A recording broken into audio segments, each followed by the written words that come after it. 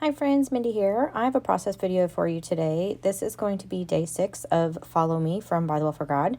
Today is going to be kind of a simple little tag for me. I am using this glassine envelope that I created, I think in my last process video. And I had just used some of this extra texture paste to go through the cherry blossom stencil onto the front of this envelope. And so I just want to make sure that I am using it. So I have this little tab punch. I'm just going to create a little thumb notch here at the top.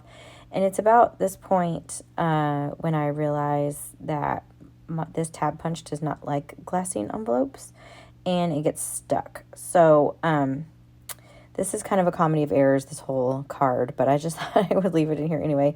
So I ended up having to use some scissors and kind of push it out. And fortunately, it left a really nice indentation in there, so I could just take my little fussy cutting scissors and just cut the rest of it out. It did cut a little bit of it, but not all of it. And I know that it doesn't like glassine, and I do it every time. So anyway, I have also pulled out some Distress Oxide in Stormy Sky. I'm going to go around all of the pieces, the tag, the flashcard, and even the little glassine envelope, just to give this a little bit of interest without, I'm not like trying to go grungy, distressing on it, but just to give it a little bit more dimension. And I have pulled out this beautiful journaling card.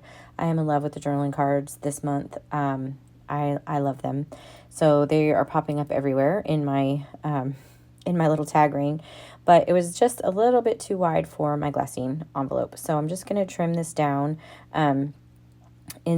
Later I'll include some notes on the back of it, but I also needed to trim a little bit of the height down just so it wouldn't kind of stick out there awkwardly.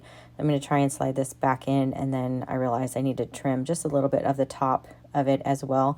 I don't feel like I lost too much of the card by doing it this way, because I really didn't have to trim off an awful lot of it, but I wanted it to just slide in there. And I love how it looks with kind of her standing behind those cherry blossoms, and then when you pull out the card, you can see the actual beautiful card. So I'm going to just kind of make this spot my focal point, and I have this flash card, and I'm just trying to decide how I want to use it. I thought maybe I would just use it as a layering piece, and I left all of this in here of me kind of just fighting with how I want this card to look, because sometimes this is just the process, and you just have to try things until you find the thing that works for you. So in this day of devotional, we're talking about Jesus and the role of a rabbi in his time, and how people would study under a rabbi. They would become basically a disciple, and they would try to emulate everything. But Tom points out that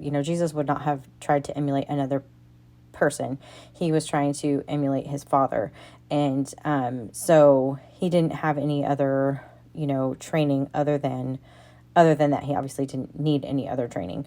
So it's just one of those things that he's kind of pointing out in here, is that he that's one of the ways that his tutelage was basically different than others of the time. You can see what I'm doing here is I thought I would use one of these background papers just to add a little bit of interest to the back of my card here behind that. And then I realized when I cut it down, it was too small and everything was going to get covered up anyway.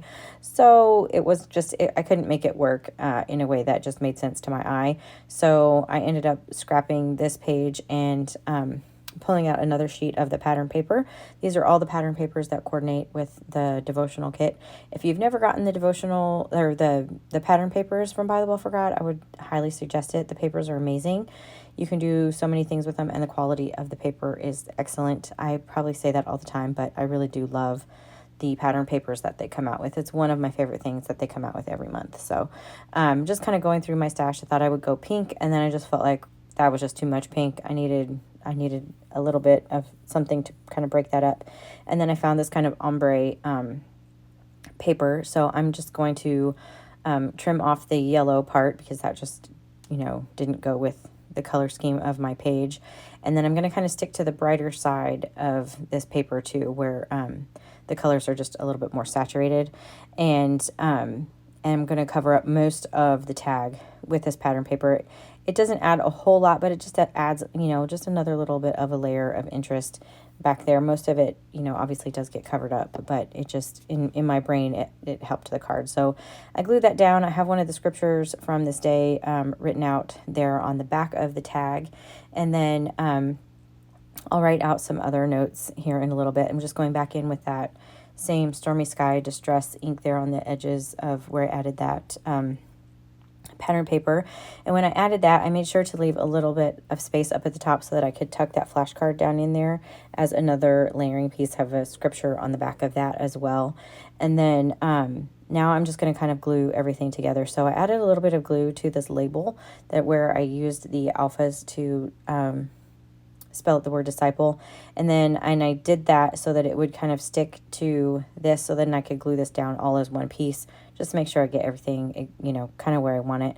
I'm even adding glue to the back of the label, although it was probably unnecessary, but I just didn't want anything coming up. So then I'm just holding this down here for a second. With glassine, you need to, you know, give it a minute. And then again, which you'll see me do on the other tags too, I have this We Are Memory Keepers hole reinforcer punch, and so I'm using that on my tags. The tag bob kit did come with reinforcers, but I'm just using this so that I can make them coordinate with the papers. It's just a weird thing, but I figured since I have it, I might as well use it. And then I use the tile alphas to spell out day 6. And then I wanted to add a little bit more dimension with the color of my texture paste here. I had originally colored these with Neocolors, and I colored the texture paste with Neocolors. And so I'm using that same exact Neocolor, and I'm just going in and adding a little bit more intense color in just little random places on these cherry blossoms. And I'm not paying attention to like where the lighting is coming from or whatever. I'm just putting it on there. And then after it's dried for just a minute, you kind of start with watercolor stuff, you kind of start getting a solid line. And so I'm just coming back in now just with clear water and just kind of smoothing out that line, just really helping that sort of blend in, so there's no like watercolor blooms or like really harsh lines, so it looks more like it's a natural kind of fade, if that makes sense. So it's really hard to see on camera. It's a little bit more obvious in person, but then here I'm going to write out another scripture on the back of this journaling card.